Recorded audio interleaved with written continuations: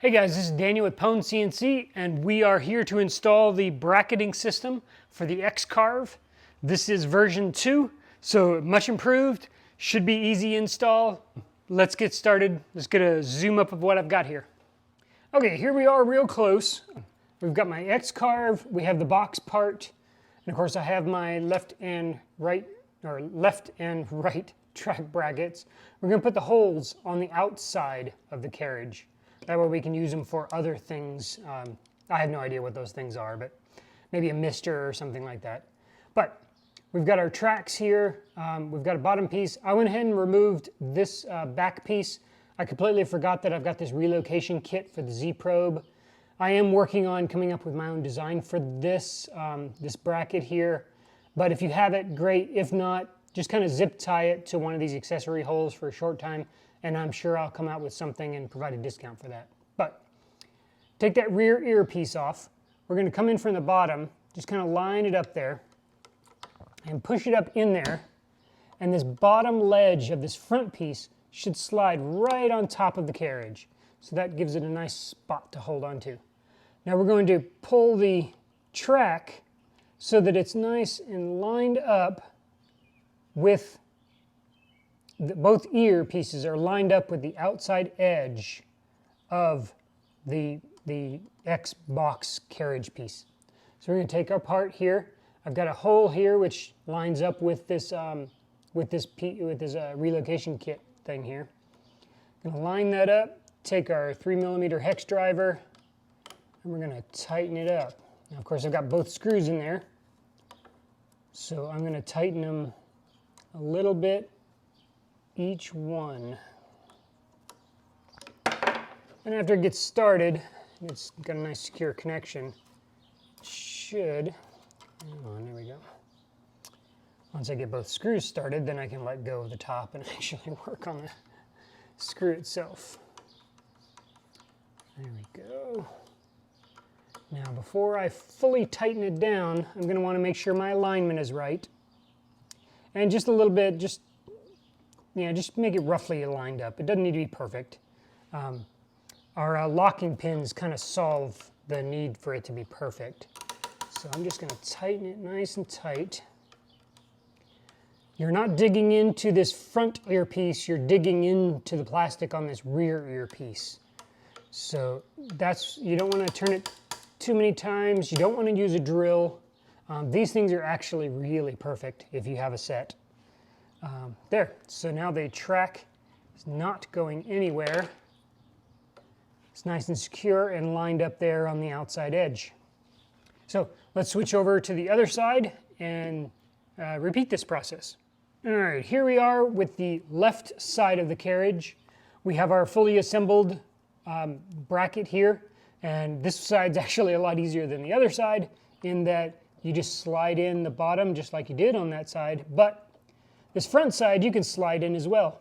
And again, just line it up with the edge of that X box piece.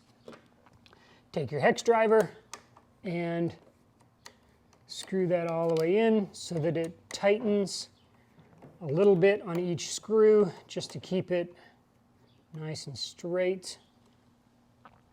Realign as you need just to make sure it stays that way.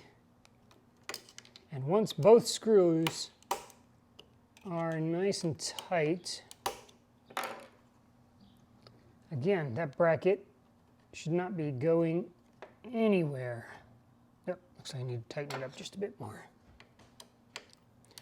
Now you can, if you need to, add a little bit of painter's tape here on the back side of this ear so that it gives something to squeeze into the plate. That will help keep things lined up for you. But yeah, we've got that track on. It's not going anywhere. We've got the other track on. That's not going anywhere. Now it's time to mount our boot. All right, so I'm going to start here on the right side. I'm going to take a nut plate. I'm going to take a thumb screw and our arm. This would be the track. The arms on this come forward. So we're going to put the plate or the thumb screw through there. we're going to come in from the back. Now this kind of gets tricky because my hands are not exactly the smallest. So let me try this another way. Let's come in.